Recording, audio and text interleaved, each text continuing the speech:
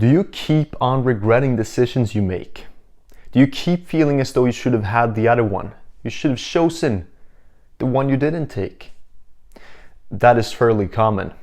And it builds on a problem of looking at the choice you currently have made and the negatives, because when we regret making a decision, it is often because we chose one thing and then we feel negative consequences of that decision, whilst looking over at the decision we didn't make, thinking that that one decision would have come with no negative side effects.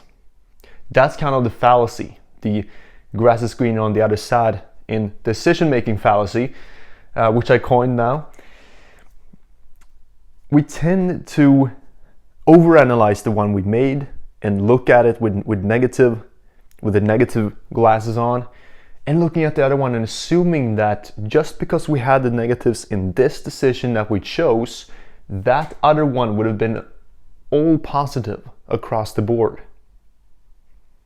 And I think the analogy with the grass is greener on the other side helps in order to treat us against this syndrome of tending to look at the other one and that would have been the best decision. Because if we have our lawn here, our grass, our green grass, we look over on the other side, the one we don't have, the one we didn't choose, and that grass appears a lot more greener, a lot more shinier. And we look at our grass and we see all the weeds that we have to fight off, all the bugs we have to keep away from it. And we know that we have to maintain this lawn. We have to continuously work on it in order to keep it nice. But the same thing goes for that lawn over there. We see what would have been we paint this image in our head of what would have been had we selected that one. We see the perfectly kept lawn. We forget though that lawn too also has to be kept nice regularly. We have to still fight off bugs and weeds on that lawn. And so there's gonna be negatives of regardless of which choice you make. And had there been a choice without negatives, you would most likely there wouldn't have been a decision. You would just have gone with that one from the beginning. The decision, not knowing which one to take, happens because there is no clear winner. You're forced to make a decision. You're not forced to make a decision in the same way if there is an obvious choice. And so both of these come with their positives and negatives.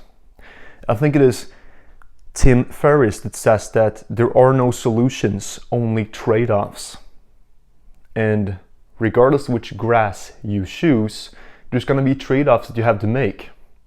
There's going to be the negatives that you have to take. But we cannot let those negatives paint the entire picture. We cannot let them weigh so heavy on the scale that we assume the decision we made was the wrong one. And I think a lot of decisions, we just overanalyze.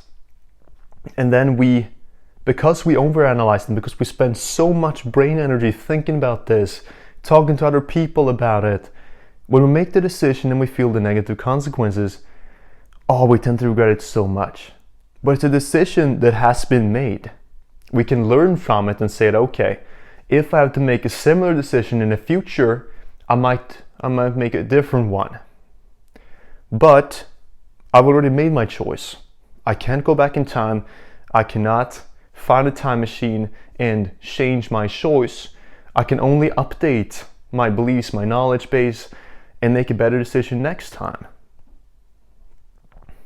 And I think in general we pay too much attention to the decision itself we make. Because many times a choice, a decision is just that. Because a decision is then followed by action.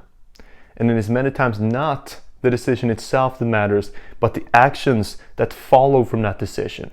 And in this sense, we can apply the classic saying, things are what you make them to be. Meaning that you can make the wrong decision and still turn it into a good choice because of your actions. That initial decision, it's only the first step. Then you have to continue to walk on the journey, have to continue to make new decisions. So if you make the wrong decision, even if you were to make the wrong decision, you can still change your course. If you've chosen to drive in one direction, you can still turn around and drive in the opposite. You can make changes. So these decisions we overthink. We think they're bigger than what they are. We think that because negatives come, that the other choice or other choices wouldn't have come with those. But in reality, it's much more complex. And at the end of the day, we have made our decision. We made our choice. Work with what you have and make the best out of that. That's what creates a winner. Not having to guess the best decision. In short, don't overthink decisions. Have a great one, and I'll see you soon.